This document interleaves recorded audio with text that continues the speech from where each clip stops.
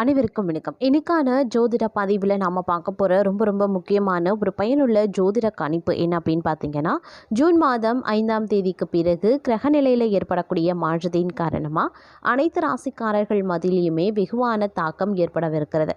அந்த வகையில் மிதுன ராசியில் பிறந்தவங்களுக்கு இந்த காலம் எப்படிப்பட்ட பலன்கள் கொடுக்க பெறப்போகிறது, அவர்களுக்கு இந்த காலம் சாதகமாக இருக்குமா அல்லது சாதகமற்ற விளைவுகளை ஏற்படுத்துமா அப்படிங்கிறத பற்றின முழு தகவலை நீங்கள் தெரிஞ்சுக்க வீடியோவை பண்ணாம கடைசி வரைக்கும் பாருங்க. இந்த பதிவு உங்களுக்கு மிக பயனுள்ள விகிதத்தில் இருக்கும். வீடியோக்குள்ள போகிறதுக்கு முன்னாடி இது வரைக்கும் நீங்க நம்ம சேனலை சப்ஸ்கிரைப் பண்ணலை அப்படின்னா உடனே சப்ஸ்கிரைப் பண்ணிக்கோங்க. அப்படியே பக்கத்தில் இருக்கக்கூடிய நோட்டிஃபிகேஷனுக்கான பெல் பட்டனையும் ப்ரெஸ் பண்ணிக்கோங்க. சரி நேயர்களே, வாங்க வீடியோக்குள்ள போகலாம். கிரகநிலை கிரக மாற்றத்தின் காரணமாக மிதுன ராசிக்காரர்களை பொறுத்த வரைக்கும் என்னென்ன பலன்கள் அப்படிங்கிறத பார்த்தோம் அப்படின்னா, இந்த நேரத்தில் பல வகையில் தரப்பட்ட விஷயங்களில் ஏற்றத்தாழ்வுகள் ஏற்பட்டாலும் அனைத்துமே தங்களுக்கு சாதகமாக முடிய வாய்ப்புகள் அதிகமாக இருக்குது. ஒவ்வொரு விஷயத்திலையுமே திட்டமிட்டும் சிந்தித்தும் நீங்கள் செயல்படக்கூடிய பட்சத்தில் இந்த காலம் உங்களுக்கு உற்சாகத்தை தரக்கூடிய வகையில் இருக்க பெறலாம். ஒரு சிலரை பொறுத்த வரைக்கும் திடீர் அதிர்ஷ்டம், திடீர் யோகமும் தங்களுக்கு கை கொடுக்க ஆரம்பிக்கும் அப்படின்னு சொல்லலாங்க. இந்த நேரத்தில் அதிர்ஷ்டத்தினுடைய முழு ஆதரவு தங்களுக்கு கிடைப்பதற்குண்டான வாய்ப்புகளும் இருக்க பெறுகிறது. அதே சமயம் மற்றொருவரும் சிறு சிறு பிரச்சனைகளை எதிர்கொண்டாலும் பெரிய அளவில் பாதிப்பு வராது அப்படிங்கிறது கூடுதல் சிறப்புக்குரியது அப்படின்னும் சொல்லலாம். இருந்தாலும் ஆரோக்கியம் ரீதியாக நீங்கள் கொஞ்சம் கவனத்தோடு இருங்க. ஒரு சில நேரங்களில் மருத்துவ செலவுகள் ஏற்படுவதற்கு உண்டான வாய்ப்புகள் இருக்க பெறுகிறது.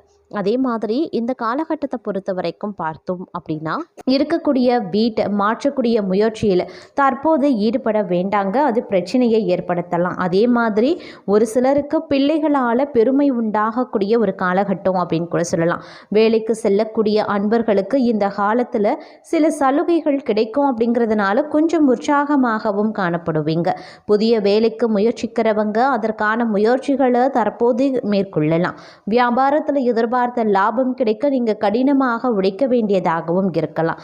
அதே மாதிரி வியாபாரத்தை பொறுத்த வரைக்கும் பார்த்தோம் அப்படின்னா, மறைமுக எதிரிகள், மறைமுக எதிர்ப்புகள் போன்றவை அடிக்கடி தொந்தரவு செய்யத்தான் செய்யும். அதனால சிந்தித்து செயல்படுவது அவசியமான ஒன்றுங்க. கிரகங்களினுடைய அமைப்பு பெரும்பாலும் உங்களுக்கு ஓரளவுக்கு, அதாவது பிரச்சனைகளை பெரிதாக்காமல் பார்த்து கொள்ளும். ஆனால் பிரச்சனைகளை சந்திக்கக்கூடிய வகையில் இந்த காலம் அமையப்பெறுகிறது.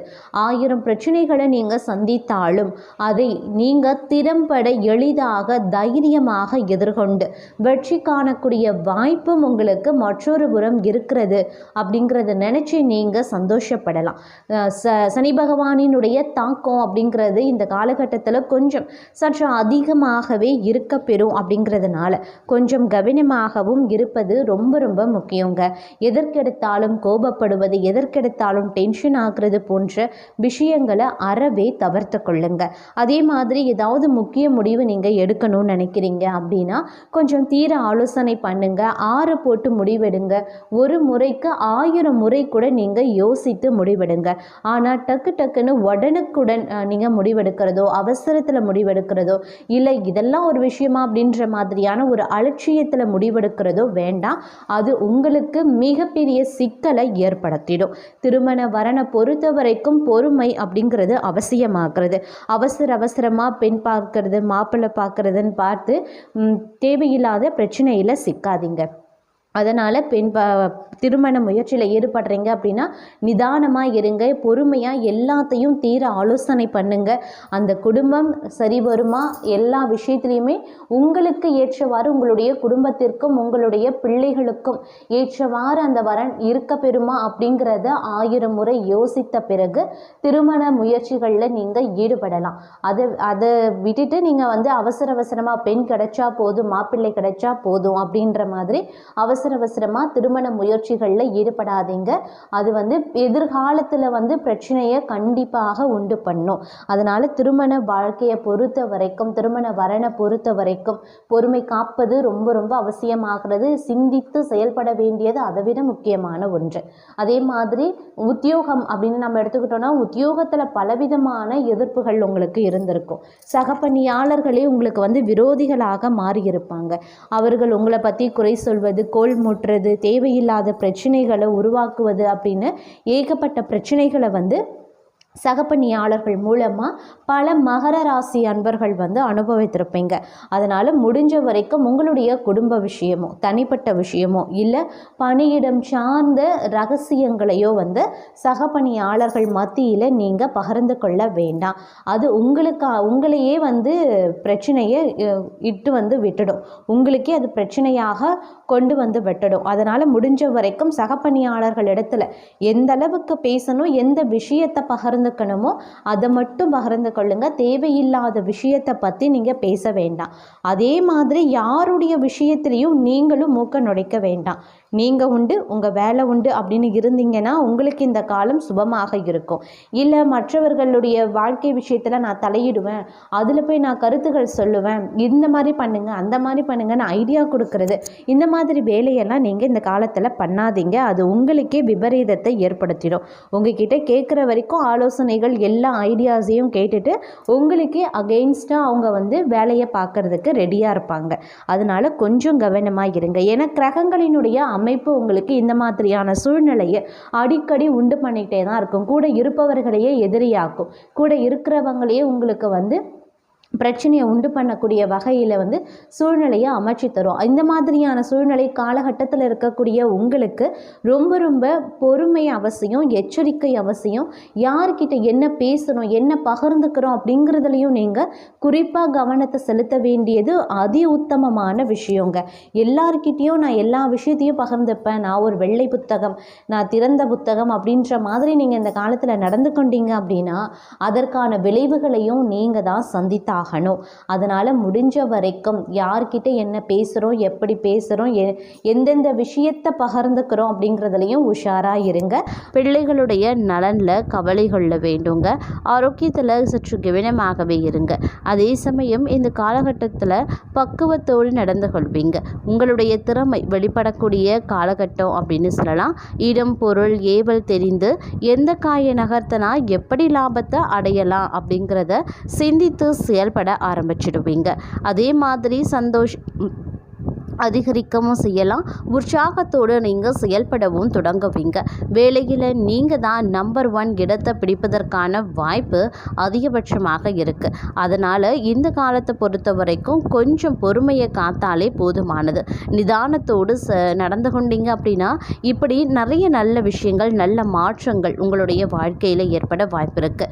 அவசரமோ அலட்சியமோ இல்லை கோபமோ உங்களுடைய வாழ்க்கையில் நீங்கள் வெளிப்படுத்தினீங்க அப்படின்னா இந்த மாதிரியான நல்ல விஷயங்களை நீங்கள் இழக்கவும் செய்வீங்க. அதனால் கொஞ்சம் கவனத்தோடு ஜாக்கிரதையாக நடந்து கொள்ள வேண்டியதும் முக்கியமான ஒன்றுங்க. அதே மாதிரி விவசாயிகளுக்கும் இது ஒரு முன்னேற்றம் தரக்கூடிய ஒரு காலகட்டம் அப்படின்னு சொல்லலாம். ஆனால் மற்றொரு புறம் பார்த்தோன்னா கோர்ட்டு கேஸ் வழக்குகளை மட்டும் வந்து அடுத்த மாதத்திற்கு வந்து தள்ளி வைத்து கொள்ளுங்க. அதுதான் நல்லது. இல்லைன்னா இந்த காலம் அப்படிங்கிறது வந்து உங்களுக்கு பல பிரச்சனையை அது எடுத்து விடலாம். அதே மாதிரி ஆரோக்கிய விஷயத்துலையும் வந்து நீங்கள் கவனத்தோடு இருக்க வேண்டியது முக்கியங்க. தைரியத்தோடும் தன்னம்பிக்கையோடும் செயல்பட ஆரம்பிச்சிடுவீங்க.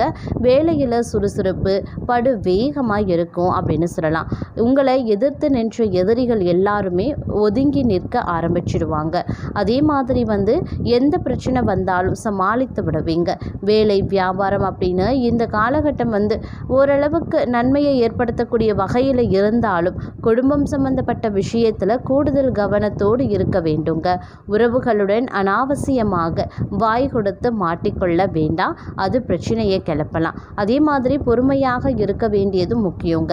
அவசரப்பட்டு எந்த முடிவையும் எடுக்க வேண்டாம். மேலதிகாரிகளை அனுசரணையோடு நடத்த வேண்டும். முன் கோபத்தில் யாரையும் எடுத்தறிந்து பேசக்கூடாது. இருக்கக்கூடிய வேலையை தக்க வைத்து கொள்வது ரொம்ப ரொம்ப நல்லது. வியாபாரத்திலையும் அப்படிதாங்க. வாடிக்கையாளர்களோடு பார்ட்னரோடு கோபத்தை காட்ட வேண்டாம். பொறுமையாக இருக்க பாருங்க. அதே மாதிரி வெளியிடங்களில் சாப்பிட்றீங்க அப்படின்னா கொஞ்சம் கவனமாக இருங்க. ஆரோக்கியம் கெட்டு போக வாய்ப்பு இருக்குங்க. அதனால் கொஞ்சம் வந்து ஜாக்கிரதையாக இருக்க பாருங்க. இந்த காலத்தில் ஓரளவுக்கு பிரச்சனைகளில் இருந்து விடுபடக்கூடிய ஒரு காலகட்டம் அப்படின்னு சொல்லலாம். அதே மாதிரி இந்த கால இறுதியில் பார்த்தோம் அப்படின்னா அப்பாடா அப்படின்னு பெருமூச்சு விடுவதற்கான வாய்ப்பு இருக்குங்க. பிரச்சனைகளை சமாளிக்க சில சமயம் வந்து தந்திர வேலைகளில் ஈடுபட வேண்டியும் இருக்கலாம். இருந்தாலும் பொய் பொய் சொல்லக்கூடிய சூழ்நிலையும் உருவாகும். அப்படிங்கிறதுனால கொஞ்சம் உஷாராக செயல்பட வேண்டியது அவசியங்க. வேறு வழி கிடையாது. நல்லது நடக்க வேண்டும் அப்படின்னா 4 பொய் சொல்லலாம் அப்படின்னு பெரியவர்களே சொல்லியிருக்காங்க. அதனால் உங்களை நீங்கள் காப்பாற்றி கொள்ள, பிரச்சனையில இருந்து வெளிவர சில குறுக்கு வழியை இந்த காலகட்டத்தில் நீங்கள் சந்திக்க வேண்டியதாக இருக்குங்க. இருந்தாலும் கொஞ்சம் கூடுமான வரைக்கும் ஜாக்கிரதையாக இருந்து கொள்வது அவசியமான ஒன்றுங்க.